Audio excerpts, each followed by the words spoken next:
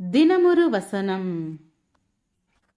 பிலிப்பியர் 2வது அதிகாரம் வசனம் 5, 6, 7. கிறிஸ்து இயேசுவிலிருந்த சிந்தையே உங்களிலும் இருக்க கடவது. அவர் தேவனுடைய ரூபமாயிருந்தும் தேவனுக்கு சமமாயிருப்பதை கொள்ளையாடின பொருளாக எண்ணாமல் தம்மை தாமே வெறுமையாக்கி அடிமையின் ரூபம் எடுத்து மனுஷர் சாயலானார். பணம் ஆற்றல் மிக்கது என்ற கொள்கை உலகத்திலுள்ள பெரும்பாலான கலாச்சாரங்களின் அடிப்படையாக விளங்குகிறது. மக்கள் பணத்தை சம்பாதிப்பதற்காகவும் வசதியான வாழ்க்கைக்காகவும் தங்களுடைய நேர்மையை இழக்கிறார்கள். பணத்தை வணங்கும் ஒரு கலாச்சாரத்தில் வாழ்ந்து கொண்டிருக்கும் விசுவாசிகளும் இந்த நிலைமைக்கு ஆளாகும் அபாயத்தில் உள்ளார்கள். தங்களுடைய கட்டுப்படுத்துவதற்காக சிலர் குடும்பத்தை பணத்தை பயன்படுத்துகிறார்கள், அல்லது தம் சபை தங்களுடைய கட்டளைகளுக்கு கீழ்ப்படியவில்லை என்றால் காணிக்கை கொடுப்பதை நிறுத்திவிடப் போவதாக மிரட்டுகிறார்கள். இது இயேசுவின் வாழ்க்கைக்கு எத்தனை எதிரடையானது! அவர் நோயின் மீது வல்லமை பெற்றிருந்தார், ஆனால் நோயுற்றவர்களை குணப்படுத்துவதற்காக அவர் அதை பயன்படுத்தினார்.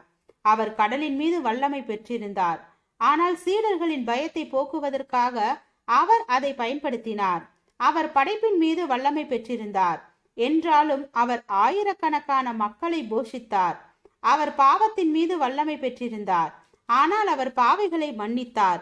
அவர் தம்முடைய சொந்த ஜீவனின் மீது வல்லமை பெற்றிருந்தார், என்றாலும் அவர் தம்மை நோக்கி கூப்பிடுகிற யாவரையும் ரட்சிப்பதற்காக தம்முடைய ஜீவனை மனமுவந்து ஒப்பு கொடுத்தார்.